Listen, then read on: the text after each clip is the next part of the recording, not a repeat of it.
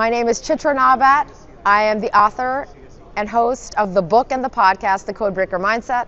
I'm also an investor and growth advisor. Now, in terms of, I heard your conversation before, you've worn 6 different hats, and they're obviously very different from one another. How do you see you have evolved in terms of, say, a leader, a learner, when you started off in, I believe, you started off in investment banking before? At EY, actually, as a CPA. Yes, at EY as a CPA versus now as an author. How have you seen yourself evolve? 2 things. So I have always enjoyed learning. Now, when I was in elementary and high school, I don't necessarily know that I enjoyed learning, because who wanted to have to work hard to get the grades? Actually, in high school I did, but undergrad at the University of Toronto, trying to get that 4.3 GPA, that was not me. But learning for the sake of learning, that's something I've enjoyed. And so the fact that I've worked across 6 industries, EY, investment banking, being a TV news anchor in New York City, consulting, venture capital, now working in tech investing, tech growth advising, and also as an author and a podcast host, a through line through all of that is learning and enjoying learning. Different industries, functions, different stakeholders, different domain contexts, hard skills, soft skills, right brain, left brain, creativity, strategy, finance, technical. So I love learning. The second aspect for that, for me, is I discovered that I enjoy stretch. You know, there was a time when the expectation or the norm was people worked in one company, one domain, one functional area for 20 to 30 to 40 years. And a number of years ago, more than 10 years ago, when I showed up and I would say to people, hey, I've done EY, Deutsche Bank, TV, consulting, venture capital, General Catalyst, and now author, podcast, people will look at me. And even still people look at me now like I'm bizarre, I'm strange, I'm a bit of an alien. But here's the thing, over time, being a multimodal, multi-industry person, multifunctional person will become more the norm. And here's the thing, so I'm already an outlier as far as I'm concerned, right?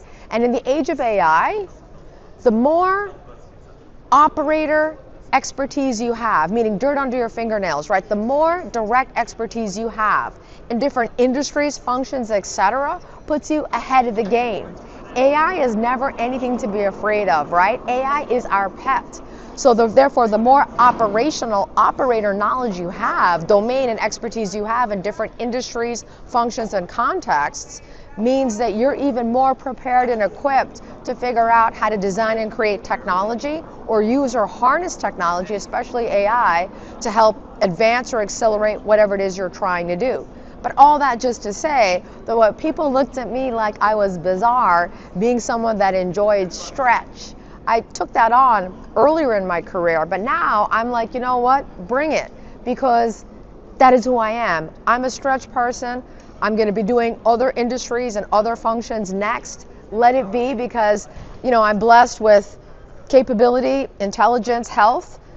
I thank God in the universe for that. So therefore, it's for me to put that, to deploy that to good use as much as possible, to the extent that I'm able, and that's not limited to one geography, one industry, one context.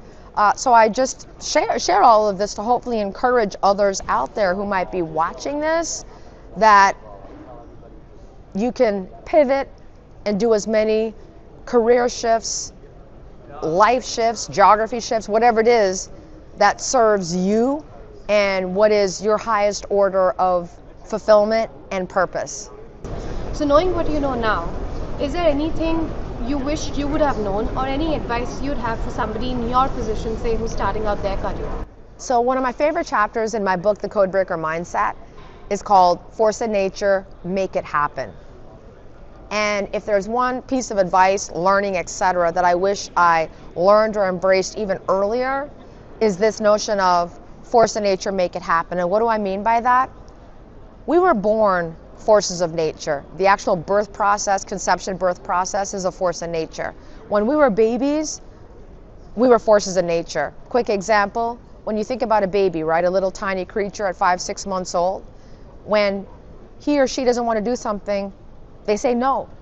How is that little baby not afraid of mom and dad and the adults around them who are 5 foot, 6 foot, 7 foot tall?